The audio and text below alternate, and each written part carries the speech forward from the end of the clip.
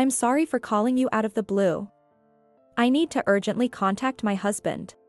He took a week off starting 4 days ago, right? What? When my daughter was urgently hospitalized after a traffic accident, my husband Michael was on a business trip. I called his cell phone, but couldn't reach him at all. With no other choice, I called his office, and I had to hear an unexpected fact from his boss. I was speechless for a while. What do you mean? Wasn't he supposed to be on a week-long business trip? Later, I learned about my husband's hidden side from an unexpected source. And I sworn myself to get revenge on him. Thank you again today. Emily, say goodbye to Mr. Smith. Goodbye, Mr. Smith. Standing next to my daughter waving at her kindergarten teacher, I smiled slightly too. It was a typical scene of picking her up from kindergarten. Emily, what did you do with your friends today? We did a paper craft. I made a dog. My daughter Emily, who had just turned 5, was a frail child since birth. I worked as a fitness instructor, but since Michael often came home late at night, I quitted my job to become a stay-at-home mom. Emily is now much healthier and rarely catches colds, but Michael's busy schedule hasn't changed, and he's often away on long business trips. Even so, when he has days off, he helps with housework and plays with Emily. Michael works so hard, I need to make sure to take good care of Emily.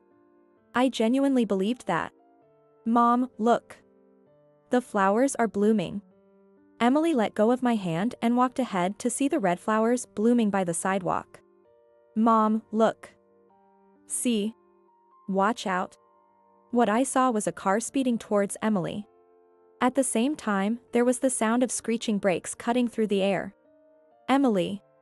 For a moment, I couldn't understand what had happened. No, maybe I didn't want to understand. The car that crashed onto the sidewalk was severely damaged at the front, creating a burning smell. I ran frantically to Emily, who was lying beside it. Emily. Emily. Please call an ambulance. Holding her small, limp body, I fumbled to get my phone out, but my hands were shaking too much to make a call. Before I knew it, passers-by who noticed the accident came to help. I had no idea how much time had passed, but Emily and I were taken to the hospital by the ambulance. At the hospital, Emily was taken to the treatment room. I was told to wait in the lobby, but I couldn't sit still and paced around outside the entrance while trying to make a phone call. Of course, I was trying to reach my husband, Michael, who left for a business trip 4 days ago. But I couldn't get through. Damn it, why isn't he answering? Frustrated, I shouted in the lobby but quickly shut my mouth, feeling the stares from people around me. I took several deep breaths. Calm down. There have been times before when I couldn't reach him during his trips. I was calling Michael's personal phone. So, I thought it was understandable if he couldn't answer during work, but now I regretted not having asked for his work contact number. However, there was no use in thinking about it now. That's it, I'll call Michael's office. They can contact him from there. If it's his work phone, Michael would probably answer immediately. Thinking that, I quickly called Michael's office and explained the situation. His boss picked up right away. I'm sorry for calling you out of the blue. I need to urgently contact my husband. He took a week off starting 4 days ago, right? What? Vacation? For a week? Hello? Ma'am, are you okay? Oh, yes, thank you. Goodbye. I ended the call in a daze. My husband definitely said, I'm going on a business trip, when he left. But his boss said he's on vacation. So where is Michael now? A lot of thoughts raced through my mind, but I couldn't put them together. It was then. Annie. Are you okay? I turned around to see my friend Jane running towards me. Jane is a friend I met at Emily's kindergarten. We hit it off immediately and have become as close as childhood friends. I heard about the accident at the kindergarten. How's Emily?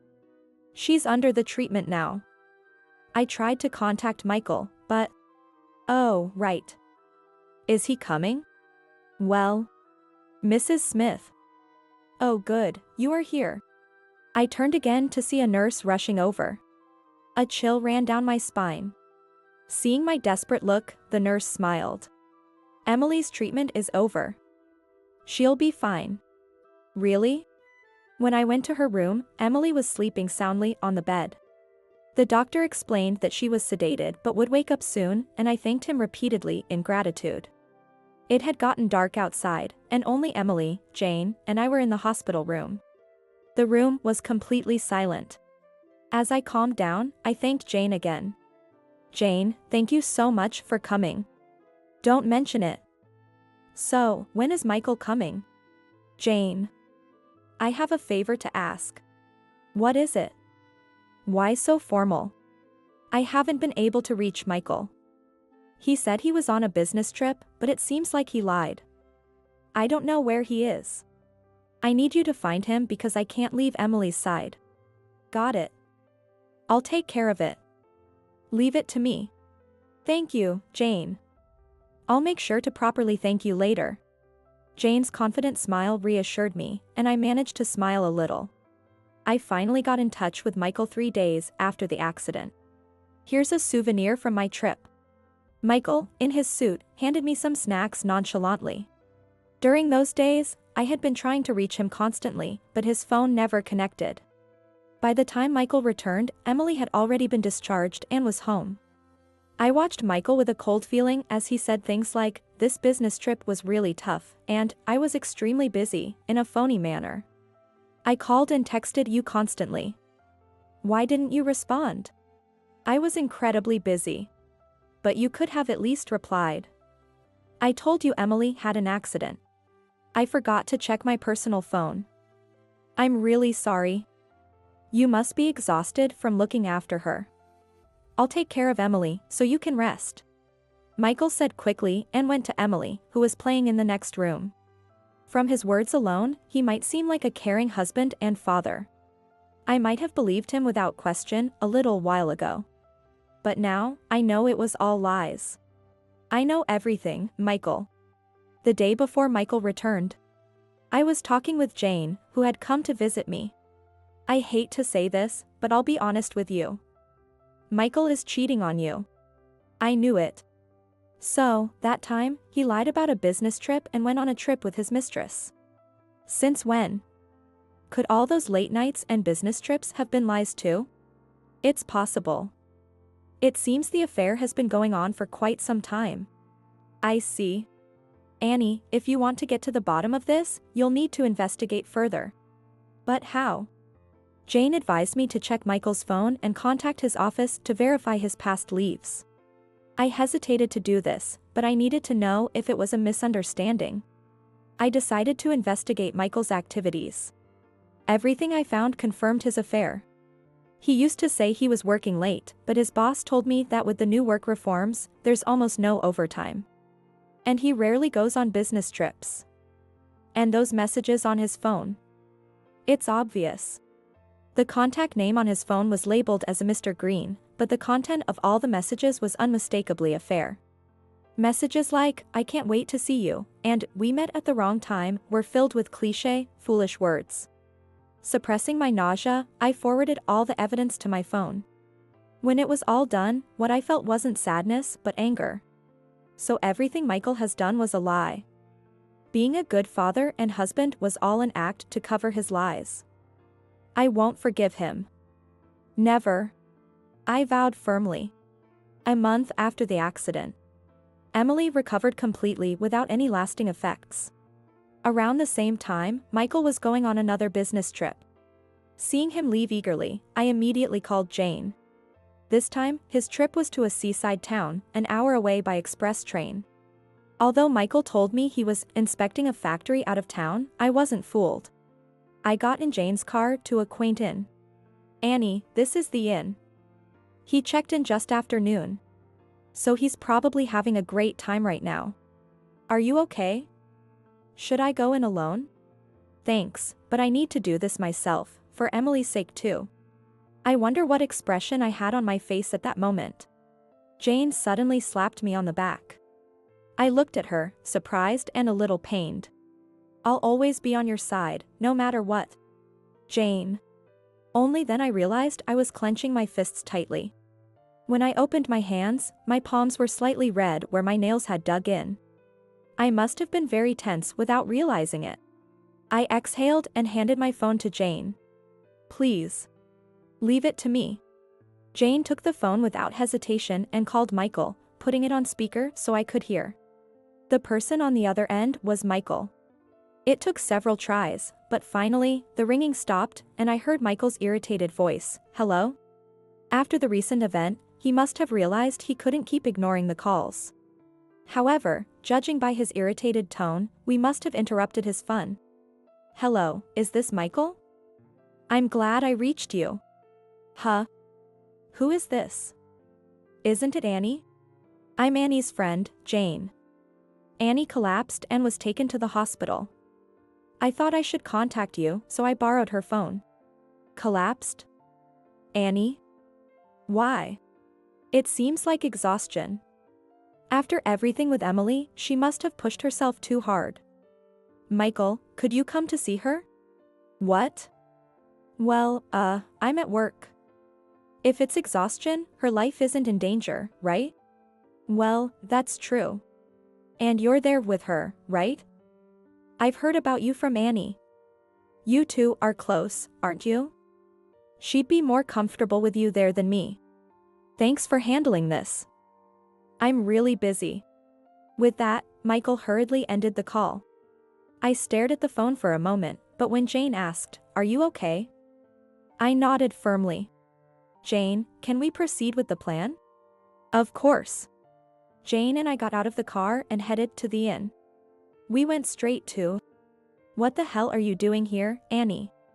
Michael, hastily wrapping himself in a robe, and his mistress stared at us in shock. We had barged into their room. "Since you wouldn't come to me, I came to you. You said you collapsed." I was so angry that I felt energized. "So, do you have anything to say about this situation?" Well, this is...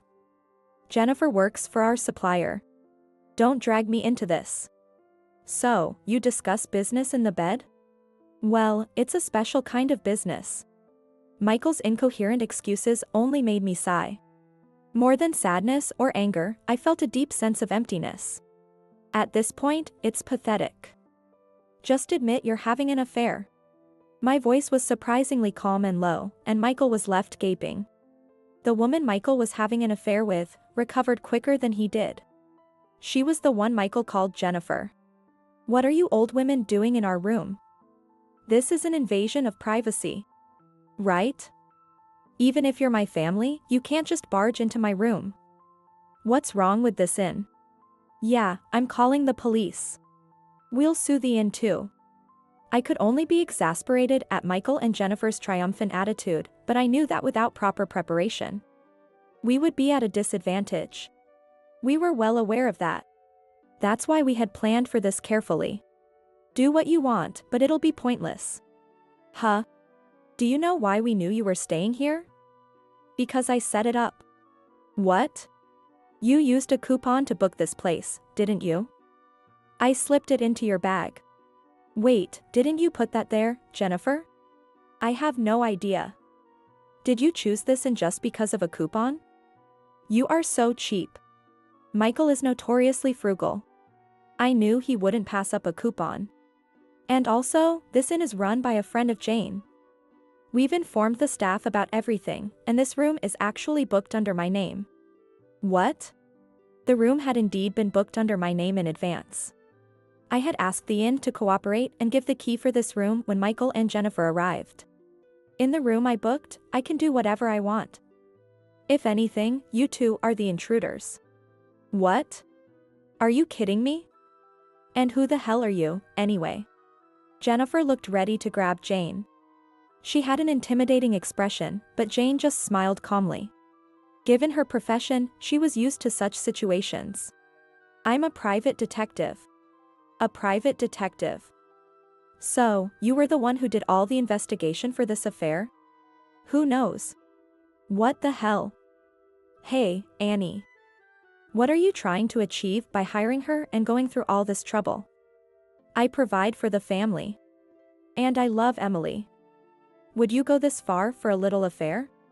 Do you really not understand why I did this? Are you enjoying driving me into a corner? I never knew you were this cruel. If you had shown any concern for me during that phone call earlier, I might have considered giving you another chance. At that time, I learned that when truly angry, one's feelings can become rather calm. Michael must have sensed this. He went pale and fell silent, and I looked at him as if he were a stranger. I thought there might be a chance to start over for Emily's sake, but it's impossible now. I want a divorce. Divorce. No, wait. I won't agree to a divorce. Your opinion doesn't matter. By the way, I've gathered enough evidence of your affair to make sure you're at a disadvantage no matter what. No. Jennifer, you're not going to leave me, right? Oh, and for your information, she has other men too. What? Mind your own business, you old hag. Jennifer? No way, you said I was the only one. Ugh. Get over yourself. You're cheating, but I shouldn't be allowed to do the same? Give me a break. Unbelievable. Annie, I'm sorry. I'll never do it again. Please, don't divorce me. We'll handle everything through my lawyer from now on. We probably won't see each other again. Goodbye. Well, I'm heading out too. Annie. Jennifer. Please, don't leave me alone. Ignoring Michael's pathetic pleas, Jane and I left the inn. Outside, the sky was a brilliant red with the setting sun. All I could think about was returning to Emily as soon as possible. A month later, Michael initially resisted the divorce, but he eventually realized there was no chance to avoid it since it was entirely his fault. He agreed to the divorce. With ample evidence of his unfaithfulness and the fact that he had used our savings and Emily's education fund for his affair, he was in no position to argue. Michael had to repay the money he used and pay me $50,000 in alimony, and Jennifer also had to pay $30,000. I was financially secure for the time being. Michael's affair had been exposed at his workplace after I called his office during Emily's accident. His colleagues turned cold shoulders on him, and he eventually quit. Now broke from paying alimony and without a job, Michael was living day-to-day doing menial labor. As for me, I started working as a private detective at Jane's agency. Jane had said, with your background as a sports instructor, you've got the stamina and guts for this job. Someday, I hope to help other women in distress, just as Jane helped me.